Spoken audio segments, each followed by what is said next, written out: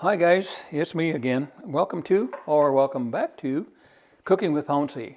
This evening I'm going to be preparing, or we're going to be preparing, some New England clam chowder. I've not done this on video at this point in time, although I've made many hundreds of gallons of clam chowder throughout a career. Okay, so that's what we're going to be doing tonight, and thank you so much for tuning into my channel, Cooking with Pouncy.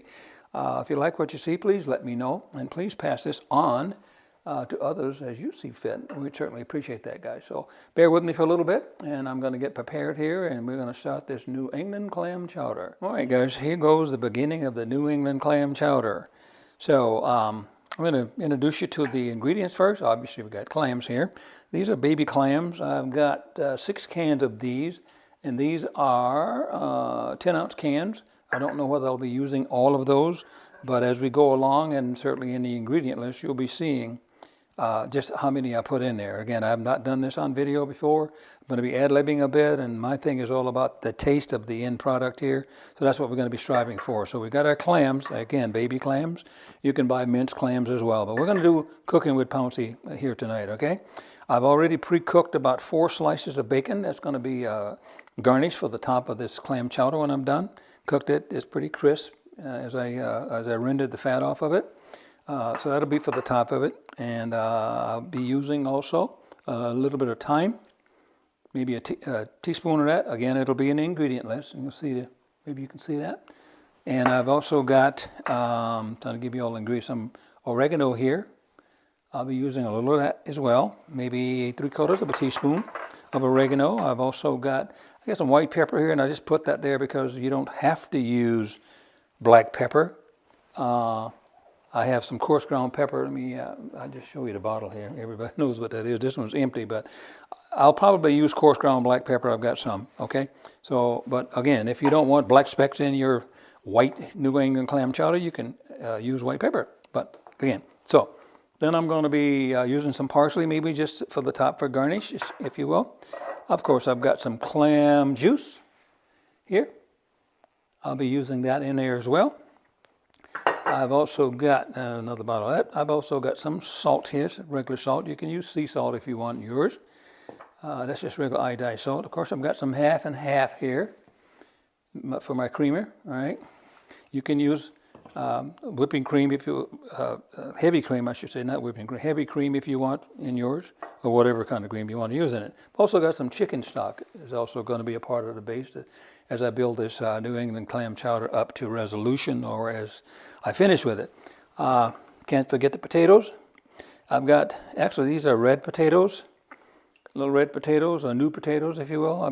There's actually 13 or 14 of them in here, about 1.75 pounds, I think once they're done, once they're done peeling. I'm going to dice these up, and I'll be showing you that as well. They're already peeled, as you can see. I've got an onion. This happens to be a Vidalia. It doesn't have to be Vidalia onion, but that's what it is. It's a large one. I'll probably use that entire onion. I've got 3 sticks of celery here that's already been cleaned. I'm going to cut the very ends off here, I think, as I trim it up to slice them. And so I'll be using all 3 of these, I think, along with this large onion that I've got. Another topping thing, top that I'm going to use as well will be some oyster crackers. I'll be putting some of yes, they are oyster crackers. I'll be putting some of these on top of the service as I start to plate this stuff up. Okay, I think that's about all I need to tell you about that I've got on the counter here. I'll be showing you how I start putting this process together. I got some butter over here as I look at it here. I'm going to start out with 3/4 of this stick of butter, okay? In my 8-quart saucepan. You can't see the measurement, but I'm just going to have it in this 8-quart saucepan, and I need that for the volume I'm going to have. Again, not having done this on video before, I'm ad-libbing. I actually want to fill that pot almost to the top, all right? So that's what I'm going to be doing, which might have me using all 6 of these cans. And having all 6 of the cans is not going to hurt no way because it'll have a lot of clams in it. All right, so.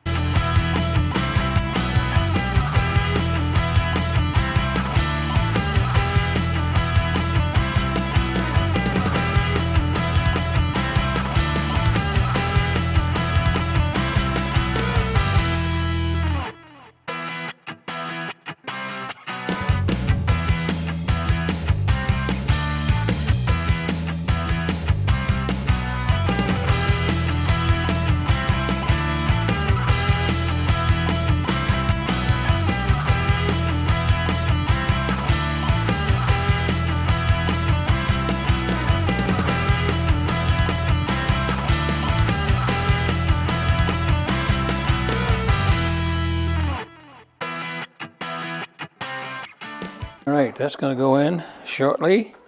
As I move this whole operation over to the range, let's go ahead and start our butter.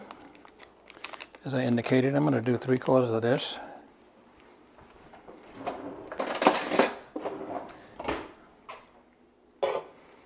And start out with 3/4 of it. We're going to get our range on here. Turn it about medium-high. We don't want that butter to brown at all, so we're going to have to start out with medium-high.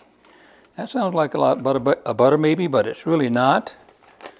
It's going to have a lot of volume in there, so that's what we're going to do there. So I've got that started, and that butter's going to be melting. And I'm going to saute these onions and celery in that, okay? All right, guys, so here we're about done with our dicing process. And let's watch what I do here now, because I'm going to do here is I'm going to create a flat surface, because I want you to see what I'm doing. I just cut it 1, 2 times, all right? I'm going to remove that piece, lay that flat so it doesn't move, all right? And then I'm going to cut here, and then I'll cut my dice here. That's how I want my dice, okay? And so the reason I did that, and I'll show you again, I'm going to cut that piece as well. All right, there's a whole potato. I'm going to do this right down the middle, all right? Then I'm going to cut that piece off, lay that flat so it's not rolling around on me. Now I'm going to do this 3 times. 1, that's 1 cut. 2, and here's the 3rd piece. All right, so I got, again, 2 cuts. Now I'll just get my end. Again, this is for stability. The potato doesn't roll around on you when you're trying to cut it, dice it rather. So then I'll go there, and I'll go here again, okay? And that's kind of, I'll cut just a little bit more. That's as fine a dice as I want right there. And they're pretty much uniform, as you can see here. And I'll just take my knife, and I'll just cut these 2 in half, thusly, in quarters, I should say. And I'm done cutting potatoes, all right? These are going to go in. And you don't want to overcook these when you're cooking your chowder. So the potatoes are going to go in. They're going to get nice and tender. And the last thing I'm going to put in is going to be my clams, all right? So these will get just fork tender. And then we're done with the potatoes, and then we'll put our clams in there. I'm going to reserve some of the stock from these clams as I get them ready here as well. And I'm not going to throw this water away just yet, as you can see here now. I might have a lot of clams in this, so this is going to be some good chowder, guys, I'm telling you, all right? And I think I might wind up using all these cans, too. So I'm just pouring them in there, just to get that liquid off. I'm not going to use that just yet, in case I need it, like as in thinning out my chowder or something if it gets too thick, all right? So that's what we're going to do, guys, and I'll be right back with you. I didn't talk to you about the flour. I'm going to be cooking my flour in that butter. Remember the 8-quart kettle I told you about? You can see it here. I'm going to be cooking my flour in here after these vegetables get done. I'm going to dump the flour. You'll see that over here in just a moment. All right, guys, here we go. Butter's hot, and one of the things you don't want to do is burn this butter. It's all melted, and that's, again, 3/4 of a stick. Here's our onions and celery that we diced up already. And this is sizzling a bit. And again, don't brown that butter, and it's not hard to do that if you got your heat too high, all right? So here we go. Sizzling a little bit. Maybe you can hear that. And I get my little whisk here. I want to turn it up a little bit because I want these to go ahead and get nice and translucent. I'm not trying to make them soft yet at all. They'll do that throughout the cooking process. So I got them all in the butter. And what I'm trying to do is I'm doing this with that 3/4 of a stick of butter as I start to add my flour. And again, this will be an ingredient list for you guys, but as I start to add my flour, which is actually a roux, you guys have heard me say that or other videos, I want that flour to be absorbed by that butter that's going to be in here, and the drippings, and of course the sweating of these onions and celery that I've got here as well. So that's doing its thing right there. And I need to be in control of this with the heat, and I'm going to kick it up a little bit more because I want it to go ahead and do its thing before I start adding my flour. So I got to be careful too, guys, and I think you can still hear me even though I'm not on the camera. I got to be careful and make certain that, and I'm sniffing, guys, I don't have a cold, I've got allergies, okay? I want to make certain that I have enough flour in there so as to when I start adding my liquid, which will be, that it's going to give me the volume I need and the thickness that I need as it gets toward the top, okay? So that's what that's all about. I'm kind of rambling, guys, but again, bear with me. I'm doing this for the first time on camera. And this is some fabulous clam chowder. I can't tell you how many people that I've made it for, and so bear with me, and I'm going to let that go ahead and do its thing, and then I'll be introducing some flour. Again, it'll be an ingredient list in terms of how much. Okay. All right, guys, this is looking good. I don't need to show it to you, but I don't even know whether I can or not. But these are nice now and translucent, and that's what I want. And now I'm going to start adding my flour, as I indicated. I got some in a cup here. So here, this is a cup here, and I don't know that I'll use it all. I might, and we'll see what happens here, okay? So I'm just going to start shaking my flour in here so as to not have it all lump up when I dump it in there. But we need to cook that flour, guys. Remember, this is a raw product, so we need to cook it, and that's what we're doing now along with the vegetables that's in there. All right. And I'm keeping it moving around because I'm getting these onions and celery all coated with that flour as it's cooking. All right. Well, that's looking pretty good, guys. It's looking good. Not good enough to eat yet, but it's looking good, all right? I've used a little over half a cup of that flour thus far. And what I think I know I need to do right now, guys, is add that other quarter of a stick of butter. It's getting pretty dry here, and I think I need a little bit more. And I will put that other little piece in there, right?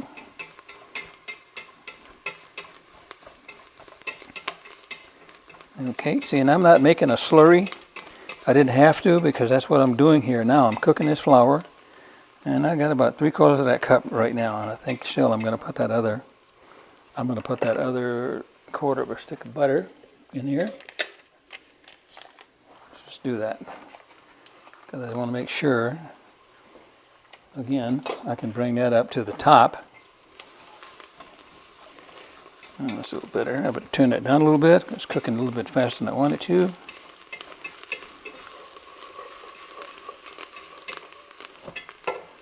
What you got now is a kind of a paste there with that, as you can see. I think you can see that, all right? I'll turn it down a little bit because it's cooking pretty fast because I'm going to now start adding my chicken stock to this. That's what I'm going to do here. I'm going to put this container, the whole container of chicken stock, in here because it's ready. And again, I got about 3/4 of a cup of flour in there. And now I'm adding my chicken.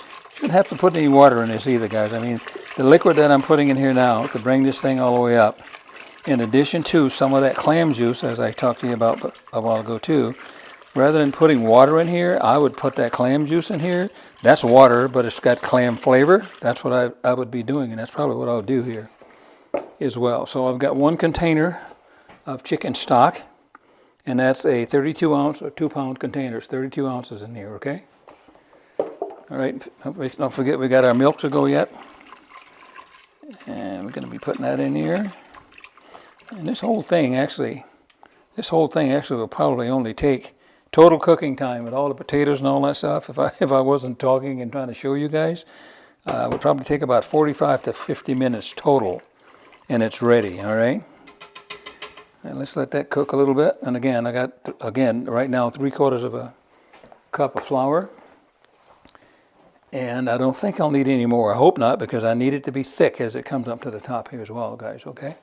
Guys, here goes the second container of chicken stock. Oh gosh. All right. All right. There's the second container of that chicken stock. And she's still heating. All right. All right.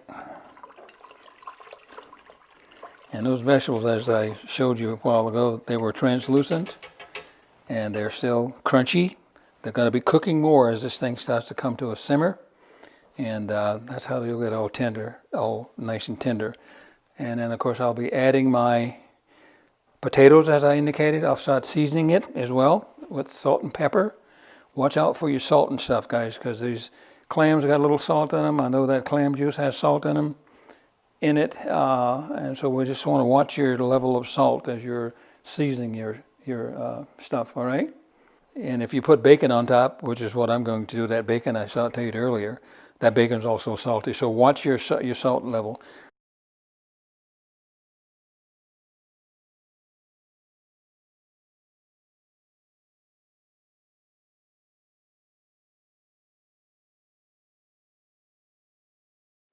All right, guys, shame on me. I forgot to turn my camera back on as I added my cans of clam. I put 5 of those cans in there that I had of those baby clams, and I will be putting that 6th can in there as well. So here's the last can right here. Still got the water on it. I'm going to just strain it out through here. And I'm going to dump that in there. And again, if I needed any more volume, I would have used the water from those 6 cans. And there you see it right there. It's quite a lot of volume in there. But rather than putting water from the tap in here, if I had needed more liquid, I would have used that juice off those clams, all right? If that makes any sense to you. Sorry about that. Like I said, I forgot to turn the camera back on when I put my clams in there. I wanted to get this thing done here. So anyway, here's that last can. I drained it, as you saw. And I'm going to just put these little guys in there as well. And it never hurt to put more clams in there. That's just like having bacon. Never have too much bacon, can you guys? I don't think. So there you have it. And I'm going to take my ladle and I'll try to show you the ratio. I've got a real nice ratio of potatoes and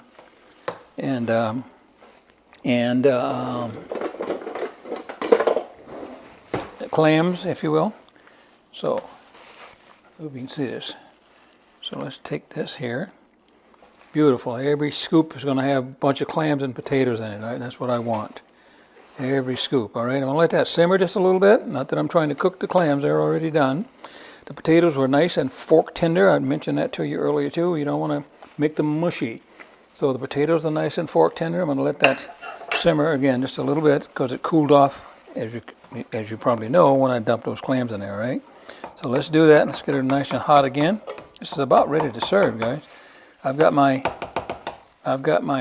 bowls in the oven heating. I usually heat my plates, and you guys will hear that in my other videos. So they're in there at about 180 or so, and I'm going to have a liner underneath them, and I'll be plating it up. But I'll be back about another maybe 10 minutes when this is ready to be plated up, guys. Thank you so much for bearing with me here through my ad-libbing this process. And I'm up about to here in volume, okay? I wanted it all the way up to the top, but hey, I could have done that too, but it's right here, and I think that's perfect right now, okay? All right, guys, I'll be back with you shortly. Okay, guys, we're done. Let's plate this up. Okay, guys, here we go. We're about ready to plate this up. First thing we should do, though, is take our bay leaves out of here. I found one already. Here's another one. And I've got one more in there. Make sure you get those bay leaves out of there, okay? And I'm not going to fish around trying to find the other one. I know it's in there, though. But that looks really, really good, guys. I tasted it, and it tastes really good. Now, this is a little precarious for me here because this plate is hot. I heated these dishes in the oven, as I do all my dishes, if you will. I'm going to try to do this without making a mess, too, all right? All right, that looks really good. Looks really, really good, guys. Lots of potatoes, lots of clams. That really looks good. And it smells scrumptious, whatever that means. Let's just put that in there. Let's get this one. And again, guys, this is really, really good. Cooking with Pouncy. I just saw the bay leaf, but it eluded me because it went back into the soup just as I saw it, okay? But I'll get it out of there. That's about all I'm going to put on there for presentation right now too, guys, all right? It looks good. Looks really good. Bear with me for a second. It's because me now with my fanatical self, I got to get this dish cleaned up here. I want to have all that hanging off the side there, guys, okay? All right. And again, these are hot. I just took them out of the oven. And you should, if you have the opportunity, make yours hot as well. So we're going to put that bacon that I cooked off earlier. I think I told you that, of course.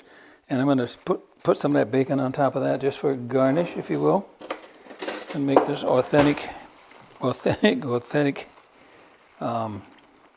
chowder. New England. All right, so I'm just going to sprinkle some bacon on top of it like that.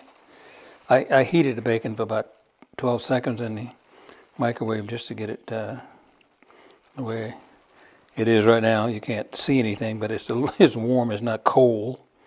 I'll just sprinkle some on top. You don't have to if you don't want to. All right. And then let's put a few of these oyster crackers on there as well. Guys, the smell is phenomenal. Let's put some of those right there. Let's put some of those right there. And behind the camera, we'll probably put a little bit more than that on there too, but I'll just put some of those on there right now, okay? Well, I think I'll sprinkle a few parsley flakes on there as well. I'm telling you guys, the smell is driving me crazy over here. I want to get done so I can just eat it. All right, I hope, guys, if and when you decide to make this for yourself and your family, that you guys will enjoy this as much as we're going to enjoy this meal tonight as well with this New England clam chowder. And I think maybe you can see that, but here's the presentation. And I think that looks really, really good, guys. And the taste is phenomenal, okay? So thank you so much again for tuning in to Cooking with Pouncy. I certainly appreciate that, guys. If you like what you see, please let me know and pass this on to others. And don't forget to hit that like button so that you can be notified whenever one of these comes up, and that's every Thursday. Have a good evening, guys. We're going to enjoy this. Thank you so much.